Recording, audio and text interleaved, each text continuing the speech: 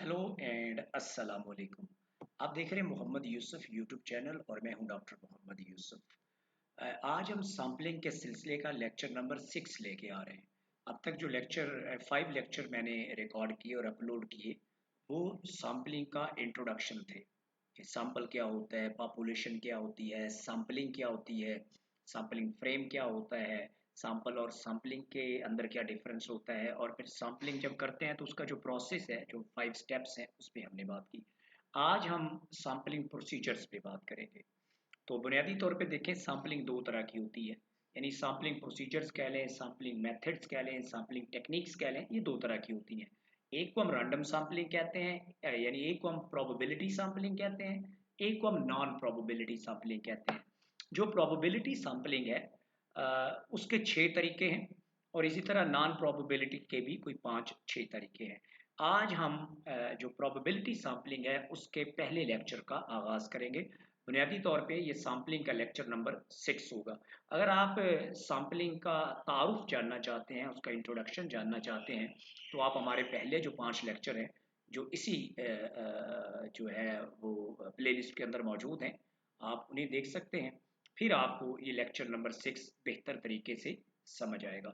तो आज का जो ये लेक्चर नंबर 6 है, ये बुनियादी तौर पे सिंपल रैंडम सैम्पलिंग पे है।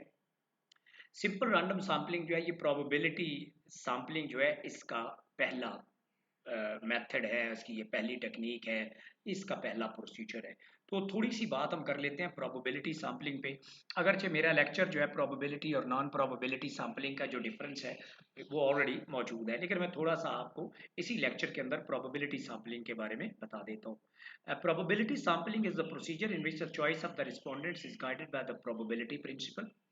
यानी जो प्रोबेबिलिटी सैम्पलिंग है, ये जो थ्योरी है, ये बुनियादी तौर पे प्रोबेबिलिटी प्रिंसिपल या प्रोबेबिलिटी थ्योरी को फॉलो करती है। अब प्रोबेबिलिटी थ्योरी जो है, ये प्रोबेबिलिटी प्रिंसिपल वो क्या है, वो इन 3 नकात पे मुश्तमिल होता है। ये तीनों नकात जो है मैं आपके सामने बारी बारी रख देता हूँ। ये देखें, number 1, every unit of the target population has an equal. यानी आपके पास जो पॉपुलेशन है, जो टोटल लोग हैं, उनमें से हर जो इंडिविजुअल है, हर जो यूनिट है, हर जो फर्द है, चाहे वो हाउस होल्ड है, चाहे वो नेशन है, चाहे वो कम्युनिटी है, उसका आपके सैंपल के अंदर सेलेक्ट होने का इक्वल चांस होता है। फिर उस चांस को आप कैलकुलेट कर सकते हैं कि वो कितने परसेंट कैलकुलेट है। और तीसरा जो बात है, non zero probability of being included in the sample, कि वो चांस जो सिलेक्ट होने का है वो जीरो नहीं हो सकता, वो नॉन जीरो होगा। यानी आप अगर पॉपुलेशन से प्रोबेबिलिटी प्रिंसिपल को यूज करके किसी सैंपल को सिलेक्ट करते हैं, तो एक तो यह है कि आपकी पॉपुलेशन में मौजूद हर फर्द जो है उसका इक्वल चांस होगा कि वो आपके सैंपल में आ सके। वो चांस हम कैलकुलेट कर सकते हैं, और उस चांस की कैलकुलेशन का चांस जीरो नहीं होगा। ये है प्रोबेबिलिटी थ्योरी या प्रोबेबिलिटी प्रिंसिपल। अब इसका जो पहला प्रोसीजर है, उसकी हम बात करते हैं। ये देखें जी, प्रोबेबिलिटी सैम्पलिंग टेक्निक्स ये 6 होती हैं, ये प्रोसीजर्स, कुछ इसको मेथड्स कहते हैं। आप भले इसको जो भी कह लें, इसको प्रोबेबिलिटी मेथड कह लें, प्रोबेबिलिटी टेक्निक्स कह लें, प्रोबेबिलिटी प्रोसीजर्स कह लें, इट्स ओके। जो पहला है वो सिंपल रैंडम सैम्पलिंग है, दूसरा सिस्टमैटिक रैंडम सैम्पलिंग है, फिर स्ट्रेटिफाइड रैंडम सैम्पलिंग है, फिर मल्टी स्टेज, फिर multi phase and then cluster. हम आज इसको मैंने रेड में किया हुआ है, इसका मतलब ये है कि आज हम पहली जो इसकी कैटेगरी है उस पर बात करेंगे कि अगर आप अपनी पॉपुलेशन से सैंपल लेना चाहते हैं तो simple random sampling procedure use करके, टेक्निक यूज करके, मेथड यूज करके आप अपना सैंपल कैसे बना सकते हैं। Simple random sampling ji, the characteristics of simple random sampling is that the sampling units, apart from having an equal chance of being selected, यानी पहली गल तो ये हुआ कि जितनी आपकी पॉपुलेशन के अंदर यूनिट्स हैं, जितने लोग हैं, उनका इक्वल चांस है। इसके अलावा, यानी इक्वल चांस होने के अलावा, sample units are independent from each other. तो एक तो ये है कि सब यूनिट का इक्वल चांस है, दूसरा ये कि वो एक दूसरे से इंडिपेंडेंट होते हैं। अब इसका क्या मतलब है? इसका मतलब ये है कि जब एक यूनिट सेलेक्ट हो जाता है तो दूसरे यूनिट की सिलेक्शन पहले यूनिट की सिलेक्शन पे डिपेंड नहीं करती, बल्कि ये चॉइस जो है ये इंडिपेंडेंट होती है। फर्ज करें आपकी टोटल पॉपुलेशन 1000 है, तो आप उसमें से 200 लोग सिलेक्ट करना चाहते हैं, तो आप पहला यूनिट सेलेक्ट करते हैं, तो इसका मतलब अब आपके पास 999 लोग बच गए हैं। तो ये 999 लोग जो हैं, ये इंडिपेंडेंट है, अब इनमें से अगला कोई भी आ सकता है, ठीक है। तो that's why the units are independent from each other, क्योंकि ये आगे जब हम सिस्टमेटिकल रैंडम सैंपलिंग की बात करेंगे तो वहाँ जाके आप देखेंगे कि यूनिट्स जो पहला है उसकी वो ड्राइव करता है कि फिर दूसरा कौन सा होगा, तीसरा, तो इसलिए सिंपल रैंडम में चॉइस जो है वो इंडिपेंडेंट होती है। Simple random sampling yields samples most likely to truly represent the entire population। ये एक बड़ा खूबसूरत मेथड है और एक ऐसा मेथड है जिसके ज़रिए आप जो सैंपल हासिल करते हैं वो अपनी पॉपुलेशन का लाइकली स्पीकिंग और टेंटिवली स्पीकिंग वो अपनी पॉपुलेशन का नुमाइंदा होता है, यानी उसके करेक्टरिस्टिक्स वैसे ही होते हैं। यानी अगर 1000 आपकी पॉपुलेशन है, उसमें से आपने 200 लोग लिए, तो ये 200 लोगों के जो करेक्टरिस्टिक्स हैं, अगर पूरी पॉपुलेशन 1000 को स्टडी करें तो इनके आपस में करेक्टरिस्टिक्स मिलते होंगे। यानी पॉपुलेशन का मीन जो है, सैंपल मीन भी वैसा ही होगा। जो पॉपुलेशन का अगर हम स्टैंडर्ड डेविएशन निकालें तो पॉपुलेशन जो सैंपल है उसका स्टैंडर्ड डेविएशन भी वैसा ही होगा। They allow us to evaluate statistically the relationship between sample and population, that is the size of the sampling error। तो इसका मतलब है कि सिंपल रैंडम सैंपल जब हम सिलेक्ट करते हैं तो वो हमें ये परमिट करते हैं कि हम स्टैटिस्टिकली सैंपल का जो ताल्लुक है पॉपुलेशन के साथ, जो रिलेशनशिप है उसको कैलकुलेट कर सके। यानी हम ये देख सकें कि सैंपल जो है वो पॉपुलेशन से अगर डिविएट करता है तो वो कितना डिविएट करता है। जितना सैंपल पॉपुलेशन से in terms of mean, in terms of standard deviation deviate करेगा, इनहराफ करेगा, उतना उसे हम कहेंगे कि वो सैंपलिंग एरर है उसके अंदर। The sampling error is the deviation, आगे मैंने उसकी वजाहत भी कर दी है।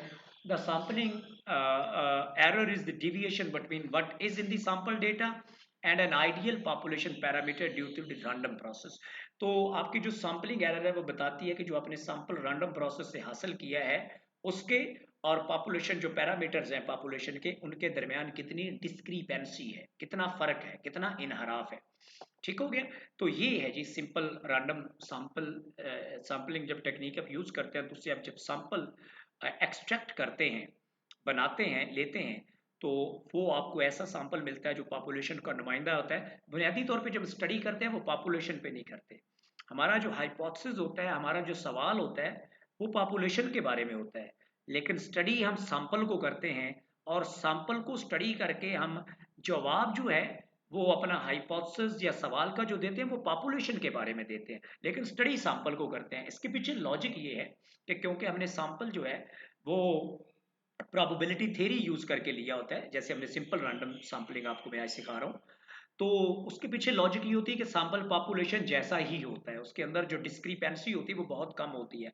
तो इसका मतलब है जो करेक्टरिस्टिक्स, जो खूबियाँ, जो खामियाँ, जो चीज़ें सैंपल के अंदर मौजूद होंगी, हम ये समझते हैं कि पॉपुलेशन के अंदर ये खूबियाँ, ये खामियाँ, ये करेक्टरिस्टिक, ये एटीट्यूड, ये ओपिनियंस मौजूद होगी। अब जो सिंपल रैंडम सैंपलिंग है ये बुनियादी तौर पे सैंपल इसके ज़रिए एक्सट्रैक्ट करने के 3 तरीके हैं। लॉटरी मेथड है, रैंडम नंबर मेथड है, कंप्यूटर मेथड है। आप इन तीनों में से कोई भी मेथड इस्तेमाल करके simple random sampling technique use करके सैंपल अपनी स्टडी के लिए एक्सट्रैक्ट कर सकते हैं। मैं जो आज की गुफ्तगू में आपको तरीका सिखाऊंगा वो लॉटरी मेथड है। रैंडम नंबर मेथड जो है वो हर किताब जो स्टेटिस्टिक है उसके एंड पे रैंडम नंबर टेबल दिया तो उसको यूज करके आप यूज कर सकते हैं। कंप्यूटर मेथड लेटेस्ट टेक्निक है, आप कंप्यूटर को यूज कर सकते हैं और उसको पूरी पॉपुलेशन दे तो उसको कहे मेरे लिए सैंपल बना दे। ये lottery method is the most conventional and traditional method. मैं आज आपको ये टीच करूंगा कि इसको यूज करके आप सैंपल कैसे बना सकते हैं। और ये देखें, ये मैं अभी जो बात कर रहा था पॉपुलेशन के, ये सारे के सारे लोग पॉपुलेशन के अंदर हैं। इससे हमने देखिए रैंडमली डिफरेंट पार्ट से सैंपल करके हमने सैंपल लिया है, चूज करके, इंतखाब करके। तो ये जो सैंपल के करेक्टरिस्टिक्स हैं वो पॉपुलेशन के करेक्टरिस्टिक से क्रॉसपाउंड करते हैं। इनके दरमियान जो फर्क आता है उसे हम सैंपलिंग एरर कहते हैं। ठीक हो गया जी। आप यहाँ देख लें, यहाँ ब्लैक हैं, यहाँ पे 7 लोग ब्लैक में, उनमें से 2 आए हैं। इस तरह बाकी कलर देखें तो आपको यहाँ सारे कलर जो है सैंपल के अंदर रिप्रेजेंट होते नजर आएंगे। इस तरह ये देखिए ये सारी पॉपुलेशन है तो इसमें रेड हिस्सा जो है वो सैंपल है। इसको ज़रा बेहतर तरीके से बताया गया है कि ये देखें, ये एक बेल शेप शक्ल बनाएगी ये पॉपुलेशन मीन है। अगर हम देखें तो पॉपुलेशन में डाटा ऐसे डिस्ट्रीब्यूट है तो इसका मीन और स्टैंडर्ड डिविएशन निकल आएगा। ये डाटा कितना फैला हुआ, उसका फैलाव क्या है साइडों पे, और ये डाटा कितना मरकज में कंसंट्रेटेड है, इसका मीन क्या है। आप देखें सैंपल भी वैसा ही है, ये देखें वैसे ही इसकी शेप है, ये स्टैंडर्ड डिविएशन है डाटा की साइडों पे, और ये मरकज के अंदर इसका मरकजी नुक्ते पे जितना डाटा कंसंट्रेटेड है उसे हम मीन कहते हैं। तो आप देखिए सैंपल जो है वो पॉपुलेशन जैसा है उसको रिप्रेजेंट करता है। That is the advantage of simple random sampling. और ये देखें पॉपुलेशन ऑल आइटम, इसको जरा और तरीके से मैंने डिस्प्ले किया है। Population of all the items of interest, then random selection, फिर हमने सैंपल लिया आइटम ऑफ द पॉपुलेशन यानी जो उससे हमने ली फ्यू आइटम्स, फिर सैंपल स्टैटिस्टिक्स, फिर इस पे हम स्टैटिस्टिक्स लगाते हैं। और अगर पॉपुलेशन का एनालिसिस करें तो उसे पॉपुलेशन पैरामीटर्स कहते हैं। अगर हम सैंपल का एनालिसिस करें तो उसे हम सैंपल स्टैटिस्टिक्स कहते हैं। जब हम सैंपल पे स्टैटिस्टिक्स लगाते हैं तो फिर हम फाइंडिंग जो है वो सैंपल से पॉपुलेशन पे इन्फर करते हैं। एग्जैक्ट फाइंडिंग तो हो नहीं सकती, हम इन्फर करते हैं। हम कोशिश करते हैं कि जो सैंपल के अंदर कैरेक्टरिस्टिक्स आए हैं वो हम जनरलाइज करते हैं कि पॉपुलेशन के अंदर भी ऐसे ही कैरेक्टरिस्टिक्स मौजूद होंगे। आप एरो देखें, from sample to statistic population है। तो सैंपल से जो फाइंडिंग्स आती हैं हम उनको जनरलाइज करने की कोशिश करते हैं पॉपुलेशन के अंदर। ये स्टेप्स हैं प्रोसीजर्स ऑफ लॉटरी मेथड कि हमने सैंपल लेना कैसे। Step 1, construct a sampling frame that is the list of the units of the target population। sampling frame क्या होता है, इसके लिए मेरा ऑलरेडी इस पे sampling frame पे लेक्चर मौजूद है, इसको आप पढ़ लें। ये जितने भी पॉपुलेशन के अंदर आपके लोग होते हैं उनकी लिस्ट होती है। इसको डिटेल से अगर आप समझना चाहते हैं तो इस पे मेरा लेक्चर है, उसको आप देख लें तो आपको sampling frame की समझ आ जाएगी। फिर determine the sample size, that is the number of the unit required for the study. आप कितने लोगों को स्टडी करना चाहते हैं पॉपुलेशन में से, उसे सैंपल कहते हैं। फिर स्टेप 3 है place a small number of balls in a container. कोई बर्तन ले लें, कोई कंटेनर ले लें, number to the corresponding to the names contained in the sampling frame. अगर आपकी पॉपुलेशन फर्ज करें 500 है, ठीक है, तो if 500 names are listed in the frame there should be 500 balls numbered from 1 to 5। हर बॉल पे नंबर लिखा है, एक बॉल है, फिर 2 है, फिर 3 है, सो ऑन, और आखिरी बॉल जो वो 500 की होगी। तो तभी देखें इक्वल चांस होगा ना, यानी 500 बॉल्स इन ए कंटेनर, ये 500 परचीज कह लें। ये मेथड जो है लॉटरी मेथड बड़ा कॉमन है कि जिस तरह खवातीन घरों में कमेटी निकालती हैं, तो वो कमेटी निकालने के लिए देखें वो लिखती हैं एक कागज़ पे और उसको फिर क्लोज करती हैं। फिर उसके बाद किसी बच्चे को कहा जाता है न्यूट्रलिटी के लिए, ऑब्जेक्टिविटी के लिए। देखिए खवातीन ये एक जेनेरिक काम करती हैं, लेकिन ये कितना रिसर्च बेस्ड है, कितना विजडम से भरपूर है कि किसी थर्ड बंदे को बुलाया जाता है और बच्चे चौके मासूम होते हैं तो बच्चे को बुलाया जाता है कि तुम ये पर्ची उठाओ। फिर देखा जाता है वो जिसका नाम होता है उसको कमेटी दी जाती है। ये प्रोसीजर वैसे ही हम रिपीट करेंगे, ठीक है। तो स्टेप 4 क्या है, mix well and remove one ball from the container. आप अच्छी तरह बॉल्स को या पर्चीज को मिक्स कर लेते हैं, पर पहली बॉल जो है, ये पहली पर्ची जो है कंटेनर से निकालते हैं। The number of the this ball is registered and the respondent name and the corresponding name in the sampling frame is noted. और फिर जो पर्ची पे नाम होता है आप अपनी लिस्ट के अंदर देखते हैं कि वो कौन सा नेम है और आप उस नेम को टिक कर लेते हैं। The respondent are selected through this method constitute sample. और इस मेथड को, ये स्टेप 5 जो है आप यूज करके सैंपल बनाते हैं। अब ये जो 5 स्टेप्स हैं ये मैं आपको एक एग्जांपल से इनको इंप्लीमेंट करके बताता हूँ। ये मेथड है, 5 स्टेप मेथड होता है जिससे हम सैंपल सेलेक्ट करते हैं। Sample Ji, a researcher is interested in the attitudes of the first year university graduates. N is equal to 6000 to feminism. How will a sample be constructed using the simple random procedure? तो आप simple random procedure use करके sample कैसे बना सकते हैं। तो आपकी population total जो है वो 6000 है, इसमें से आपने sample लेना है। अब देखें ये जो 6000 है इसको n से represent किया गया। जब आप capital N लिखते हैं तो उसका मतलब population होता है, जब आप small n लिखते हैं रिसर्च के अंदर तो उसका मतलब sample होता है। तो sampling frame क्या है जी, a list of the names and address of all first year university student is obtained from the university administration arranged in an alphabetical order. This is called the sampling frame 6000। तो आप university admission department या registrar जो है university का उसके पास जाते हैं, उन्हें कहते हैं जी इस साल जितने लोगों ने दाखिला लिया है उनकी हमें लिस्ट दे दें। वो लिस्ट जो है उसे हम सैंपलिंग फ्रेम कहते हैं। उसके अंदर किसी खास साल में यूनिवर्सिटी में दाखिल होने वाले तमाम स्टूडेंट्स के नाम होते हैं, नंबर होते हैं, बाकी सारा उनका डेटा होता है। तो आइए इससे फिर दूसरा step, it is decided that the sample size will be 500। आप ये कहते हैं कि फिफ्थ जो आपके 6000 स्टूडेंट हैं उनमें से आप 500 स्टूडेंट को स्टडी करेंगे उनके फेमिनिज्म के बारे में एटीट्यूड स्टडी करने के लिए। तो a container with 6000 ball number from 1 to 6000 is obtained, यानी बॉल्स आर परचेज।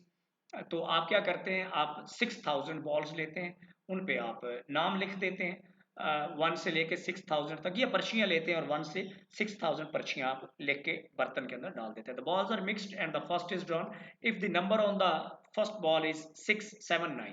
अगर आप जो पर्ची पहली उठाते हैं, ये जो पहली बॉल उठाते हैं, उस पर फर्ज करें 6, 7, 9 लिखा हुआ है, the name on the list that corresponds to that number is identified and recorded. तो आप देखते हैं लिस्ट निकाल के कि 6, 7, 9 पे कौन बंदा है। फर्ज करें वो गोहर है, यानी कामरान गोहर है, तो आप कहते हैं कि जी Kamran Gohar is the first respondent of your sample.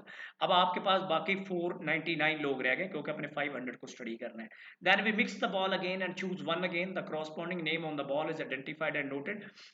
तो ये दूसरा आ जाएगा। This process is continuous until the number of the recorded name reach 500। इसी तरह करते करते आप 500 लोग जो है अपने सैंपल के लिए सिलेक्ट कर लेंगे। हर बार जब आप नई बॉल का इंतखाब करेंगे तो उस पर जो नाम होगा वो आप जाके लिस्ट में से टिक कर लेंगे और उस बंदे को आप सिलेक्ट कर लेंगे। The 500 names drawn following this procedure constitute the sample which will be studied. और इस तरह जो 500 लोग हमने सेलेक्ट किए हैं, इस सिंपल रैंडम सैम्पलिंग में लॉटरी मेथड यूज करते हुए वो हमारा फाइनल सैंपल कॉन्स्टिट्यूट करेंगे, जिसको हम अपनी स्टडी के अंदर स्टडी करेंगे। यानी जिनको हम सर्वे क्वेश्चनर देंगे, जिनके हम इंटरव्यूज कर सकते हैं, जिनके साथ आप फोकस ग्रुप कर सकते हैं, कोई भी हम मेथड यूज कर सकते हैं।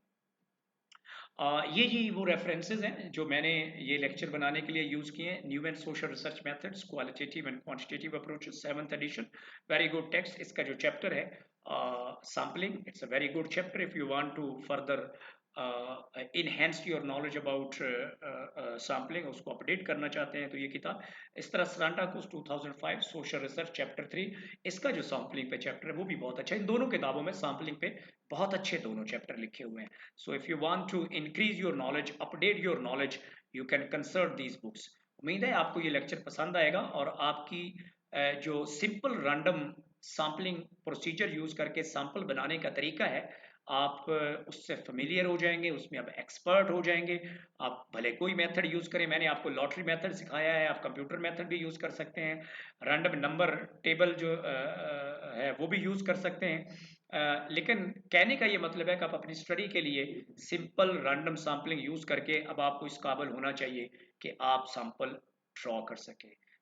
अगर आपकी कोई क्वेरी हो, कोई पॉइंट हो, तो आप नीचे कमेंट्स बॉक्स में लिखें, मैं उनके जवाब दूंगा। हम इस तरह एक दूसरे से सीख सकते हैं और हम एक पढ़े लिखे मुआशरे की तश्कील कर सकते हैं, जिसमें हम एग्री कर सकते हैं, डिसएग्री कर सकते हैं, and we can even agree to disagree. Keep watching.